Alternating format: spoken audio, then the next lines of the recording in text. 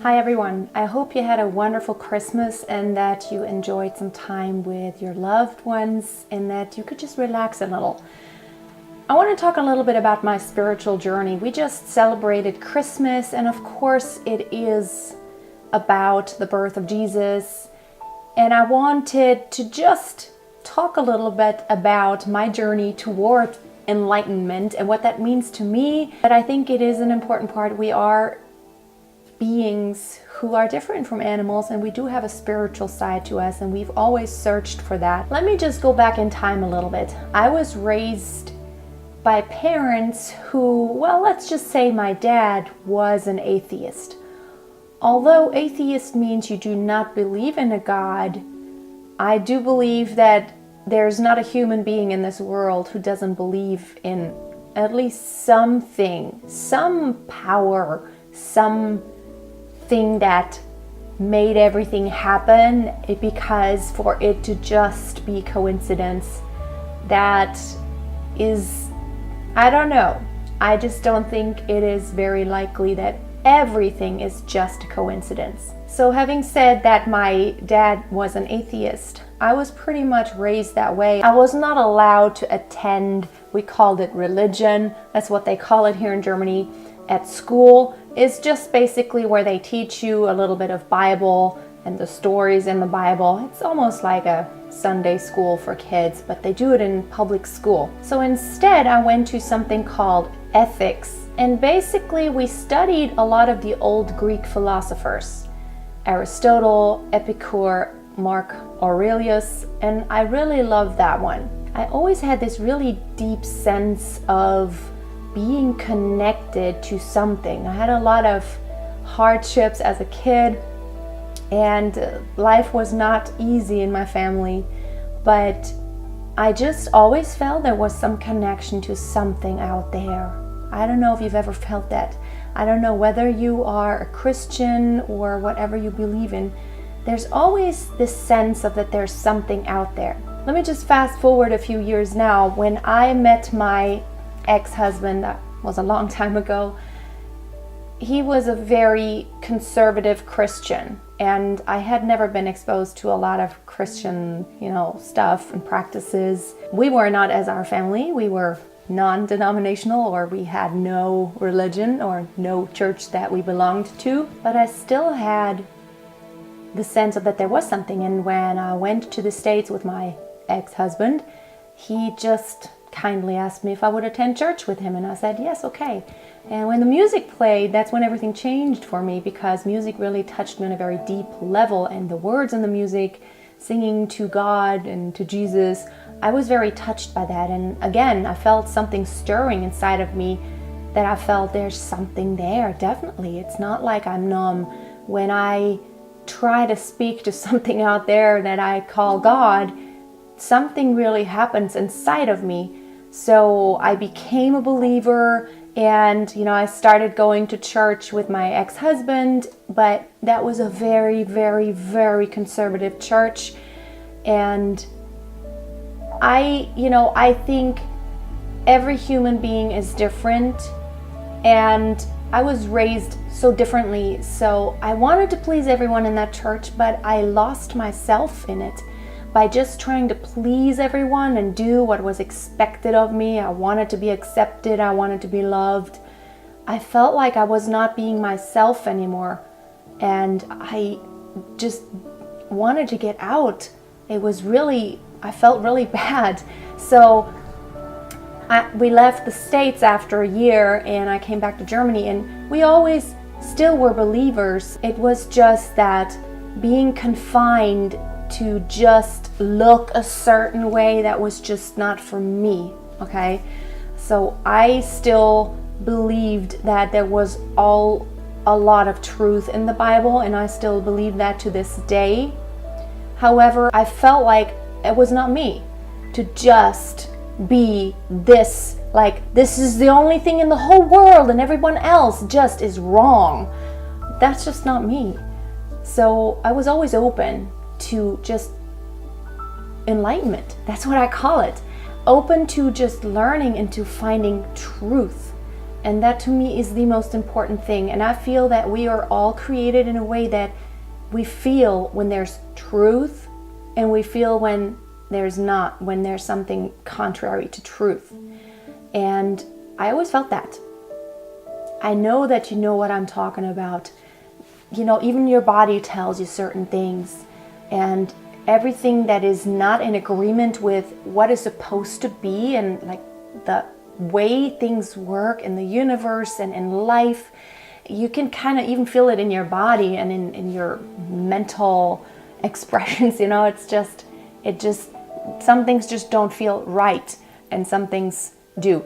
There are people who are actually sick, who have disorders that do not have that sense of right and wrong. But everyone who's quote unquote normal, who does not have a disorder, we all feel it. And why? Why is it? It's not that someone said this is right and wrong. And granted, in different cultures, different things are right and wrong. That's why I was always on the quest on what is it? What's out there? What is that thing that I feel inside of me when I start just leaving out everything that everyone is telling me and just listening deep inside of me, this kind of small voice? What is that? Is it just my brain? Is it my emotions? Is it my reasoning? And I came to the conclusion that it is a combination of a lot of things. It is our upbringing. It is everything that we've learned. It is our experiences. But it's also something else. And I'm totally convinced of that. I started reading about Buddhism, and I love the concept. And it is not a religion. And that's what I love. And I always like it when there's not this one ingrained thing that somebody just claims, and then if you don't believe in that, then you're just wrong. I don't want to judge about anyone, and I don't want anyone to judge about me.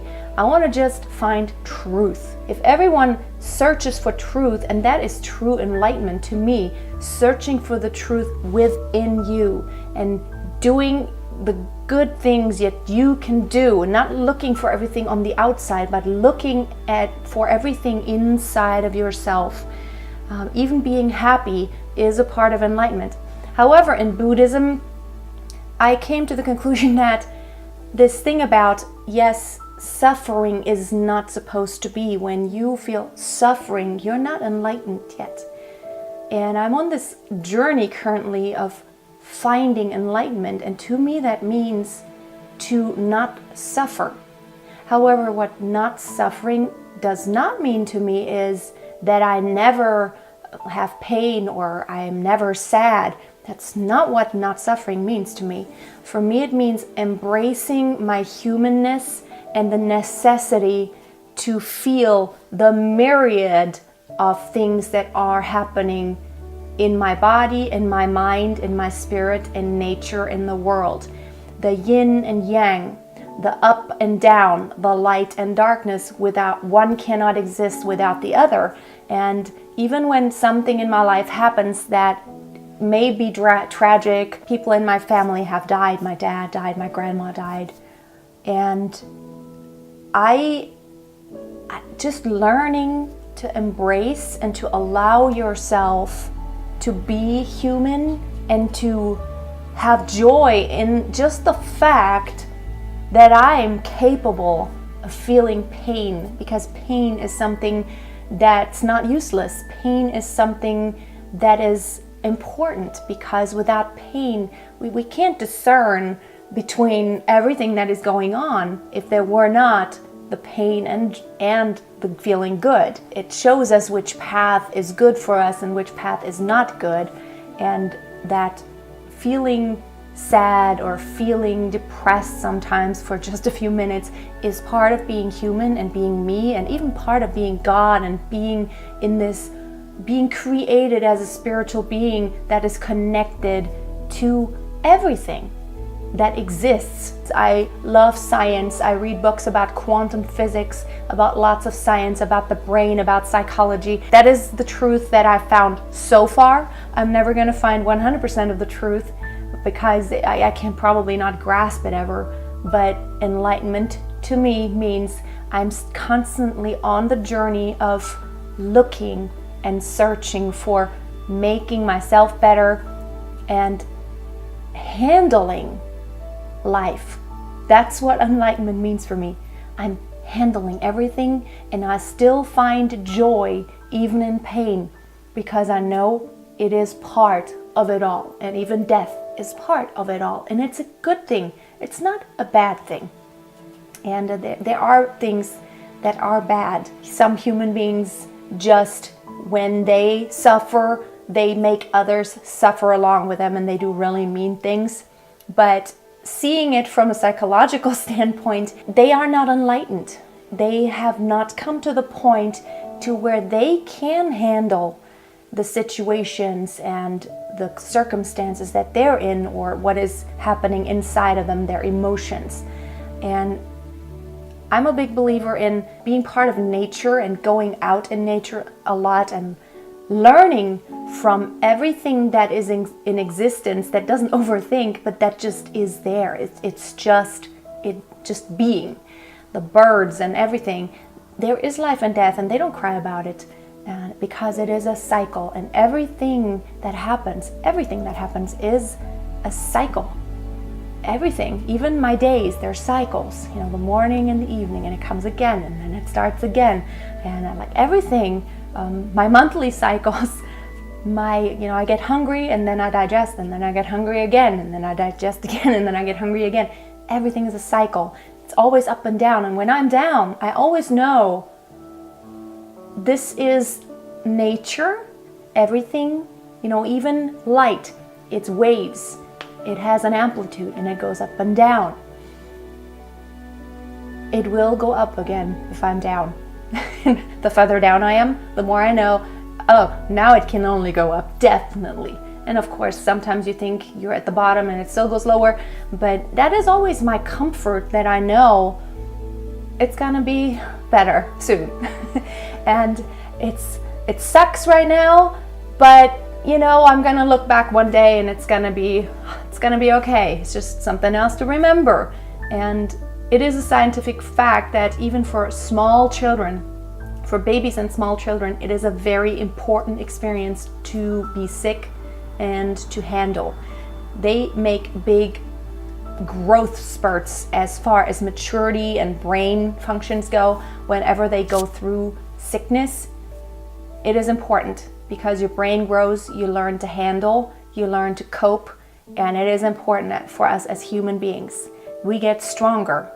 We just don't let this get you down. I don't know why I'm so philosophical today. It's just I've been thinking about this, and this is something I'm constantly working on this on myself, because it has made my life so much better.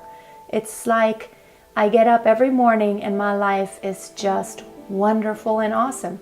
And even when things happen that don't go my way, and I feel like, this is just horrible, or somebody treats me in a way that really hurts me, I always come to this point of, okay, I don't need to stay in the suffering. I can acknowledge my feelings and let it be. It's good. And I can cry. It's good. It's just there. Allow it. But then moving on. Learning, being thankful for the experience that I got to learn something, and then moving on. And I hope that you will kind of join me in this journey of finding more enlightenment in order to make not only your life better, but to make the lives of those around you better by just sharing and being an example, like grass. You do sway in the wind, never break off, never break. You do sway in the wind, it is important. You need to be flexible, but you don't break. Thank you so much for watching today. I do hope you're subscribed to my channel, and please, if this video really compelled you, please share it with a friend, and make sure you turn on notifications to get notified when a new video comes out. Have a most wonderful and blessed day, and I hope you have a good start into your new year. Bye for now.